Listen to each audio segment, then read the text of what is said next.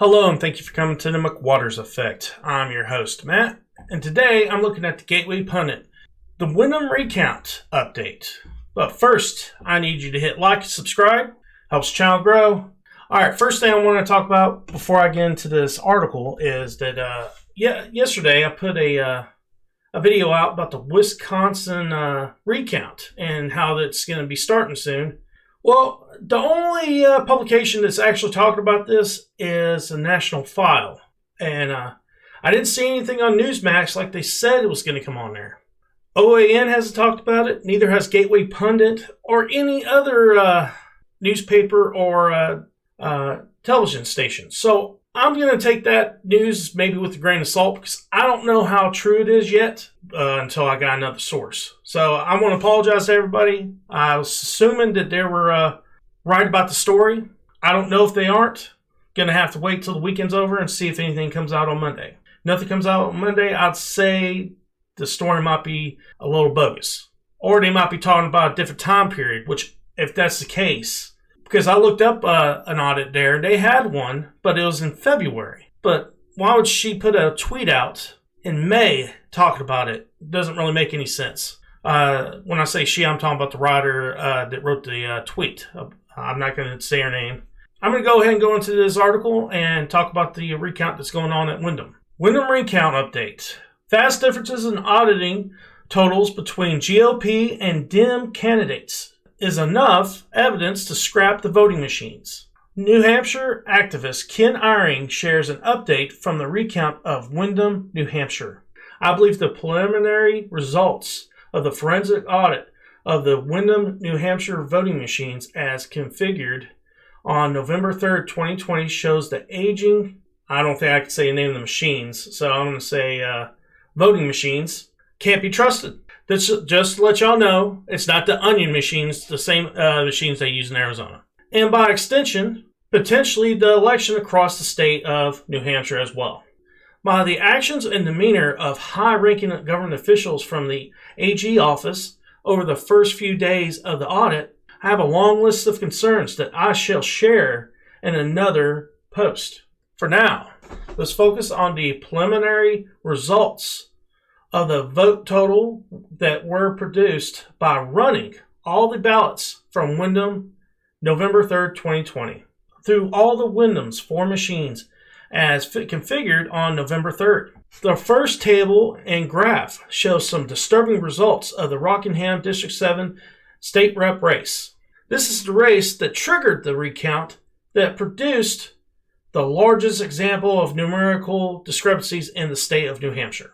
The audit results are closer to the results of the hand recount that was overseen by the Secretary of State's office that took place on November 12, 20. But they are also significantly off. Another disturbing observation is the variation of between 2 to 44 votes when the results of each candidate are compared across each machine after the audit. There's a minuscule difference of 2 votes for Lana Signorga between all 4 machines and a massive number of 44 votes for Bob Lynch between AccuVote number 2 and AccuVote number 4. A potential error of 44 votes is unacceptable in any selection because it could cause the wrong person to be declared the winner and subsequently sworn into office. All right, take a look at these numbers here. If you look at what the selection day was, and then you look at the last audit they did for Mary up here, Mary Griffin, that is a 200 vote difference. And it's about the same for all the other Republicans until you get down to Democrats. And Democrats, they're off as well, but this one's about 100 votes. This one right here is 15 votes. This one right here is 20 votes. This one here is 10 votes. So Republicans definitely got more screwed out of the votes than Democrats. But in some cases, Democrats got less votes, and there's one case where one Democrat got more votes. Now it's the one that was a 100 vote difference. Then you got the graph here.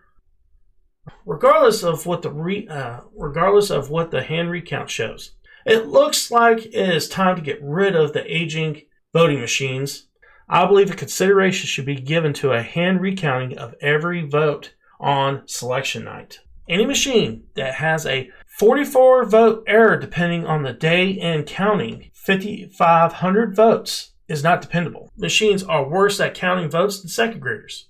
And notice from several audits that Republican Bob Lynn saw a 44 vote difference in the 4 recounts. Democrat Lone Sinoga saw a 4 vote difference in 4 machines. This is unacceptable, and as Ken reported, is evidence that the machines need to be scrapped. Alright guys, I want to first talk about some of these names. I butchered them, I'm sorry, but I'm not very good at pronouncing names.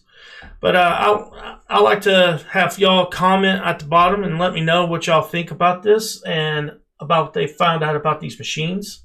And this news out of Windham, New Hampshire, I think these machines definitely need to be scrapped. They do need to do a complete recount or audit of the whole state and figure out what's going on with these machines and and find out who actually won the races.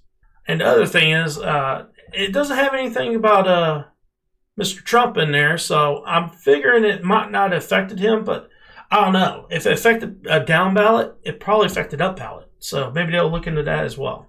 But I hope you all enjoyed the video. Please hit like and subscribe. Peace.